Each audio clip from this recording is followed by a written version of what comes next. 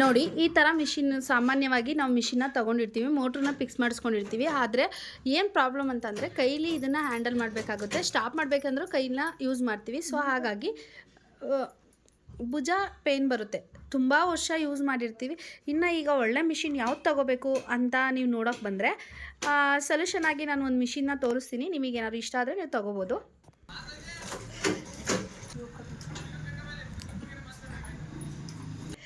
ನೋಡಿ ಇವಾಗ ಇವ್ರು ಸ್ಟಾರ್ಟ್ ಮಾಡಬೇಕಿದ್ರೆ ಯಾವ ರೀತಿ ಸ್ಟಾರ್ಟ್ ಮಾಡ್ತಾರೆ ಅಂತ ಸ್ಟಿಚ್ ಮಾಡಪ್ಪ.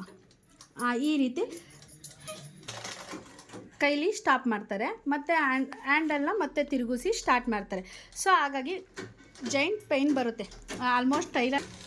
ಆಲ್ಮೋಸ್ಟ್ ಟೈಲರ್ ಎಲ್ಲರಿಗೂ ಏನು ಅನಿಸಿರುತ್ತೆ ಅಂದರೆ ಭುಜ ಪೇಯ್ನ್ ಬರ್ತಿದೆಯಲ್ಲ ಅಂತ ಅನಿಸುತ್ತೆ.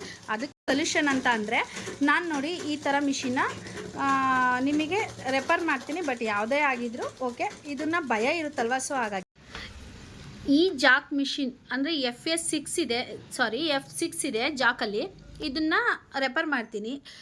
ಏನು ಇದು FA6 ಅಂದರೆ FA4 ಆಯಿತು, FA5 ಆಯಿತು, FA6ಅಲ್ಲಿ ಏನಂತ ಸ್ಪೆಷಾಲಿಟಿ, ಸ್ಟಿಚ್ ಮಾಡಬೇಕಿದ್ರೆ ನೀಡ್ಲಕ್ಕೆ ಕೈಗೆ ಹಾಕೊತಾರೆ ಅನ್ನೋ ಭಯ ಇರುತ್ತೆ. ಸೊ ಹಾಗಾಗಿ ಅವ್ರು ಏನು ಮಾಡಿದ್ದಾರೆ ಅಂತಂದರೆ ಈ ರೀತಿ ಮುಂಚೆನೇ ಕೊಟ್ಟಿದ್ದಾರೆ, ಸ್ವಲ್ಪ ದಿನ ಪ್ರಾಕ್ಟೀಸ್ ತೊಗೊಳ್ಳಿ ನಂತರ ಯೂಸ್ ಮಾಡಿ ಅಂತ. ಇವಾಗ ನಾನು ಈ ಮಿಷಿನ್ನ ಬಳಸೋ ವಿಧಾನನ ನಿಮಗೆ ಹೇಳ್ಕೊಡ್ತಾ ಹೋಗ್ತೀನಿ. ನೋಡಿ, ನಿಮಗೇನಾದರೂ ಬೇಕು ಅನಿಸಿದರೆ ಇದ್ರ ಪ್ರೈಸ್ನೂ ಹೇಳ್ತೀನಿ. ನಿಮಗೆ ಏನಂತಾರೆ ಸ್ವಲ್ಪ ಅಮೌಂಟ್ನ ಸೇವ್ ಮಾಡಿಕೊಂಡು ಆ ಮಿಷಿನಿಂದ ಈ ಮಿಷಿನ್ಗೆ ಜಂಪ್ ಆಗ್ಬೋದು ಅಂತಲೇ ಹೇಳ್ಬೋದು ನನ್ನ ಪ್ರಕಾರ. ಇದನ್ನು ನಾನು ಯಾವ ರೀತಿ ಯೂಸ್ ಮಾಡೋದು ಅಂತ ಹೇಳ್ಕೊಡ್ತೀನಿ ಬನ್ನಿ. ನೋಡಿ, ಈ ಮಿಷಿನ್ಗೆ 2 ಥ್ರೆಡ್ ಹಾಕುವ ನೀಡ್ಲು ಕೊಟ್ಟಿದ್ದಾರೆ. ಇಲ್ಲಿ ನೋಡಿ ಈ ರೀತಿ ಮೇಲ್ಗಡೆನೂ ಬರಬೇಕು, ಅಂದರೆ ಥ್ರೆಡ್ ಕಟ್ ಆಗಲ್ಲ. ಇದು ಬಂದು ಬಾಬಿನ್ ತುಂಬೋಕ್ಕೆ, ಅಂದರೆ ಅದರಲ್ಲಿ ಎಕ್ಸ್ಟ್ರಾ ತುಂಬಬೇಕು, ಬಟ್ ಇದರಲ್ಲಿ ಅದನ್ನೇ ತುಂಬ್ಕೋತದೆ. ನೆಕ್ಸ್ಟ್ ಬ್ಲೌಸ್ಗೆ ನಾವು ತುಂಬ ಆರಾಮ್ಸೆ ಪ್ರಿಪೇರ್ ಆಗ್ಬೋದು. ಓಕೆನಾ? ಈಗ ಥ್ರೆಡ್ ಹಾಕೋದು ಹೇಳ್ಕೊಡ್ತೀವಿ ಬನ್ನಿ. ನೋಡಿ, ಮೊದಲು ನಾನು ನೀಡ್ಲಿಗೆ ಹಾಕೋ ಅಂಥ ಥ್ರೆಡ್ನ ತೋರಿಸ್ತಿದ್ದೀನಿ. ಆ ಕಡೆಯಿಂದ ಮೇಲ್ಗಡೆ ಒಂದು ಸ್ಟ್ಯಾಂಡ್ ಇರುತ್ತಲ್ಲ, ಅದು ಹಿಂದೆಯಿಂದ ಮುಂದಕ್ಕೆ ತಗೋಬೇಕು. ತುಂಬ ಈಸಿ ಇರುತ್ತೆ. ಈ ರೀತಿ ಮಧ್ಯದಕ್ಕೆ ತಗೊಳ್ಳಿ, ಮೇಲ್ಗಡೆಯಿಂದ ಮತ್ತು ಕೆಳಗಡೆದು ನೋಡಿ.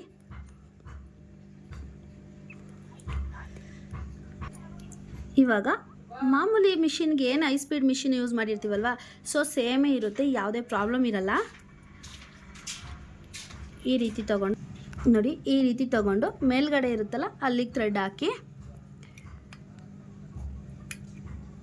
ಡಬಲ್ ಟೆಕ್ಕು, ಮತ್ತು ಇಲ್ಲಿ ಮಾಮೂಲಿ ಅದರಲ್ಲಿ ಏನಿದೆ ಅದೇ. ಇಲ್ಲಿ ನೀಡಲ್ಗೆ ಕೈ ಕೊಡಬಾರ್ದು ಅನ್ನೋ ಉದ್ದೇಶಕ್ಕೆ ಸ್ವಲ್ಪ ದಿನದ ಮಟ್ಟಿಗೆ ಯೂಸ್ ಮಾಡಲಿ ಅಂತ ಹೇಳಿ ಈ ರೀತಿ ಇದನ್ನು ಕೊಟ್ಟಿರ್ತಾರೆ, ಕಂಬಿನ ಅಡ್ಡ ಕೊಟ್ಟಿರ್ತಾರೆ ಸೇಫ್ಟಿಗೋಸ್ಕರ.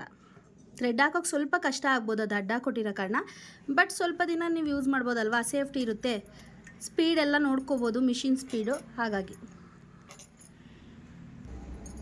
ಈ ರೀತಿ ಒಂದು ಎಕ್ಸ್ಟ್ರಾ ಬಾಬಿನ್ನ ಹಾಕೋದು. ಈಗ ಥ್ರೆಡ್ ಹಾಕೋದು ತೋರಿಸ್ಕೊಡ್ತೀವಿ. ಈ ಕಡೆ ನೀಡ್ಲಿರುತ್ತಲ್ಲ, ಸೊ ಅದಕ್ಕೆ ಹಾಕಿ ಮೇಲ್ಗಡೆಯಿಂದ ತಗೋಬೇಕು. ನೋಡಿ, ಆ ಕಡೆ ಕಾಣಿಸ್ತಿದೆಯಾ? ಈ ರೀತಿ ಬಂದು ಈ ಕಡೆ ಒಂದು ಚಿಕ್ಕ ಹೋಲ್ ಇದೆಯಲ್ಲ ಅದಕ್ಕೆ ಹಾಕಬೇಕು. ಗ್ರಿಪ್ಪಿ ಇಲ್ಲಿದೆಯಲ್ಲ, ಇದನ್ನು ಗ್ರಿಪ್ಪಿಗೆ ಕೊಟ್ಟಿರ್ತಾರೆ. ಇದ್ರೊಳಗೆ ಥ್ರೆಡ್ ಬರೋದ್ರಿಂದ ಗ್ರಿಪ್ಪಾಗಿ ಬರುತ್ತೆ. ಸೊ ಇದನ್ನು ಈ ರೀತಿ ಹಾಕಿ ಆದ ತಕ್ಷಣ ಹಿಂಗೆ ಕಿತ್ತರೆ ಆಯಿತು. ಕ್ಲೋಸ್ ಮಾಡಬೇಕು. ಓಕೆ, ಈ ರೀತಿ ಆದಮೇಲೆ ಸ್ಟಿಚ್ ಮಾಡಿ. ಇಲ್ಲಿ ನೋಡಿ, FA6ಅಲ್ಲಿ ಈ ರೀತಿ ಇರುತ್ತೆ, ಇದು ಸ್ಪೀಡು. ಓಕೆನಾ? ಇದು ಎಷ್ಟಕ್ಕೆ ಬೇಕು ಸ್ಪೀಡ್, ಆ ರೀತಿ ಪ್ಲಸ್ ಆ್ಯಂಡ್ ಮೈನಸ್ ಇರುತ್ತೆ. ಸ್ಪೀಡ್ ಎಷ್ಟಿದೆ ಅಂತ ಅಂದರೆ 40 ಇದೆ. ಓಕೆನಾ? ನೋಡಿ, ನಾವು ಮಿನಿಮಮ್ ಒಂದು 25 ಇಟ್ಕೊಂಡ್ರೆ ಬೆಟರ್ ಅಂತ ಅನಿಸುತ್ತೆ. ಸ್ಪೀಡ್ ಇಟ್ಟಾಗ ಅದು ಹೆವಿ ಸ್ಪೀಡಾಗೂ ಹೋಗೋ ಚಾನ್ಸಸ್ ಇರುತ್ತೆ. ಹಾಗಾಗಿ 25ನ ಇಟ್ಕೊಳ್ಳೋಣ.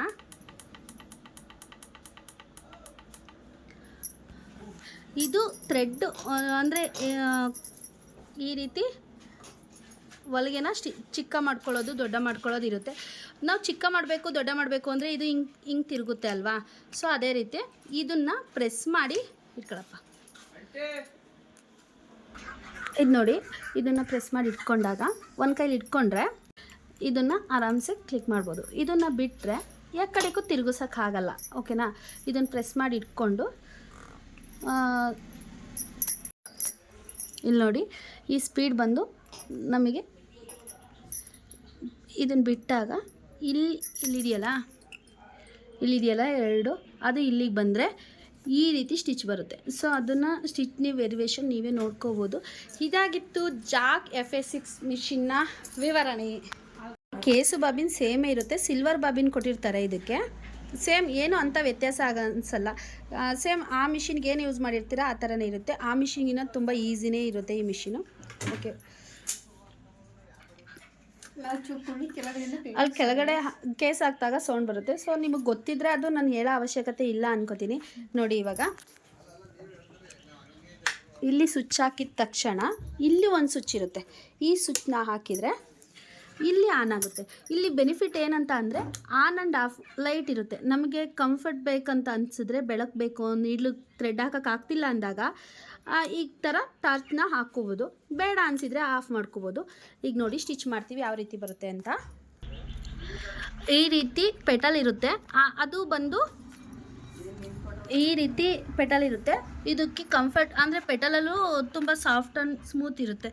ಓಕೆನಾ, ಇಲ್ಲಿ ಬಂದು ಇದು ಟೆನ್ಷನ್ ಎತ್ತಲಿಕ್ಕೆ ಅಂತ ಕೊಟ್ಟಿರ್ತಾರೆ. ಇದು ರಫ್ ಹೊಡೆಯೋದು ನಿಮಗೆ ಗೊತ್ತು ಅಂತ ಅನ್ಕೋತೀನಿ.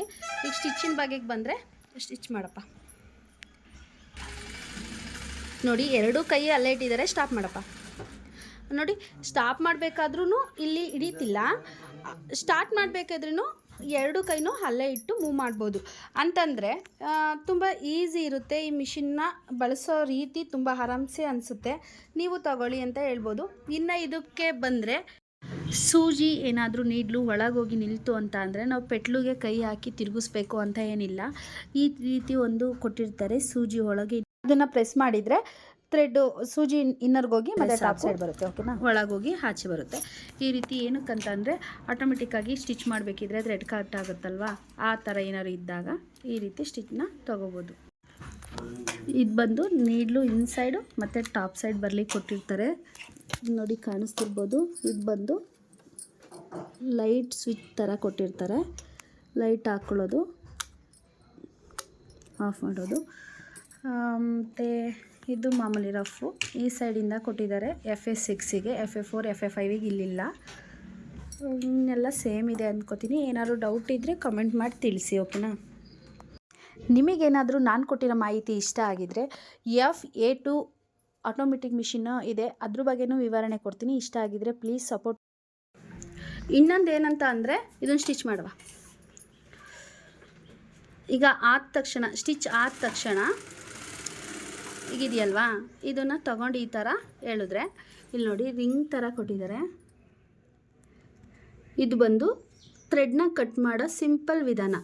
ಇನ್ನು ನೆಕ್ಸ್ಟ್ ವಿಡಿಯೋ ಏನಂತ ಅಂದರೆ ಜಾಕ್ FA4 ಅಂದರೆ ಆಟೋಮೆಟಿಕ್ ಥ್ರೆಡ್ ಕಟ್ಟಿಂಗ್ ಮಿಷಿನ್ ಬಗ್ಗೆ ವಿವರಣೆ ಕೊಡ್ತೀವಿ. ಪ್ಲೀಸ್ ಆ್ಯಂಡ್ ಲೈಕ್ ಮಾಡಿ, ಸಪೋರ್ಟ್ ಮಾಡಿ ಅಂತ ಹೇಳ್ತಾ ನಾನು ಕೊಟ್ಟಿರೋ ಮಾಹಿತಿ ನಿಮ್ಗೆ ಇಷ್ಟ ಆಯಿತು ಅಂತ ನೋಡಿ. ಇಲ್ಲಿ ಬಟ್ಟೆನ ಸ್ಟಿಚ್ ಮಾಡಬೇಕಿದ್ರೆ ಇಲ್ಲಿ ಆಟೋಮೆಟಿಕ್ ಥ್ರೆಡ್ ಬಾಬಿನ್ ಸುತ್ಕೋತಿದೆ. ಹಂಗಂದರೆ ನೆಕ್ಸ್ಟು ನಾವು ಬ್ಲೌಸ್ನ ಸ್ಟಿಚ್ ಮಾಡಬೇಕಂದ್ರೆ ಅದಕ್ಕೆ ಪ್ರಿಪೇರ್ ಆಗ್ತಿದ್ದೀವಿ ಅಂತ. ಸೊ ಪ್ಲೀಸ್ ಒಂದು ಲೈಕ್ ಕೊಟ್ಟು ಸಪೋರ್ಟ್ ಮಾಡಿ ಅಂತ ಹೇಳ್ತಾ ಇವತ್ತಿನ ಯೂಟ್ಯೂಬ್ ಚಾನಲ್ನ ಎಂಡ್ ಮಾಡ್ತಾಯಿದ್ದೀನಿ. Thank you so much.